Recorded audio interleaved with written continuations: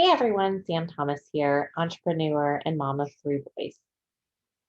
Have you ever wondered what you have to offer that the entrepreneur down the road doesn't? Are you from a company with lots of other consultants or representatives and you want to differentiate yourself? Well, today we're going to talk about how you can differentiate the value you have to offer and how you can identify the market that you are going to be providing that value to and those solutions to. Today, I want to talk about describing and identifying your target market. Your target market are going to be the people that you provide solutions to their specific problems. Now, many times you're in companies that the company advertises that your product can solve a problem for everyone. My company provides a solution for everyone because everybody eats. And while that is true, not everybody that eats is going to relate to me.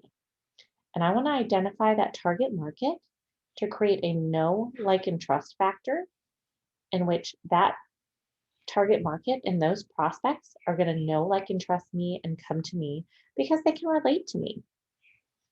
So today we're going to go over how to identify your target market and how to create the content and information, or at least start getting an idea of what content and information you're going to provide to them. So I want you guys to think really hard about, why did you join the company that you did? What solutions does the company you joined have for you? What problems does it solve in your everyday life? For me, I sell kitchen tools. It solves what to make for dinner, how to make healthy meals, struggles with cooking for a mom with three kids. However, not everybody watching this is going to be a mom with three kids or going to be a busy mom. You might be a busy parent, a busy dad, a college student, an empty nester.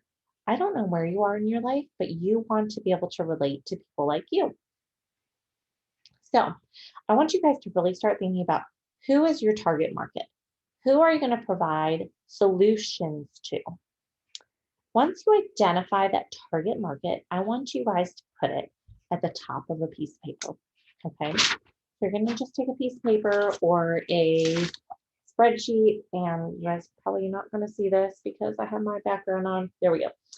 And you're going to put your target market at the top. Then you're going to take your piece of paper and create 5 columns. Okay, so whether it's a spreadsheet or a piece of paper, you can do it like this. At the top of column 1, I want you guys to write problems. At the top of column 2, I want you guys to write fears. At the top of column 3, I want you to write wants. At the top of column 4, I want you to write dreams. And at the top of column 5, I want you to write lingo or language. Now it will look something like this if you're doing it on a piece of paper. Now, make sure at the top of your piece of paper, you have your target market. So for me, it is moms struggling to cook. I might even go so far as to say busy moms struggling to cook. If you're a empty nester, you might be saying people struggling to cook for 1 or 2.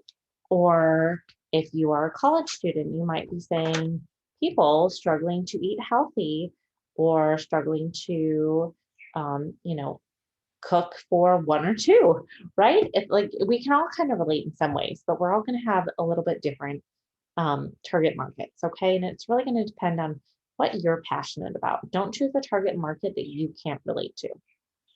And then under column 1, problems. I want you to think of as many problems as you can think of that relate to your target market. So for mine, problems, busy mom struggling to cook. What are some problems that they might have? What do I make for dinner?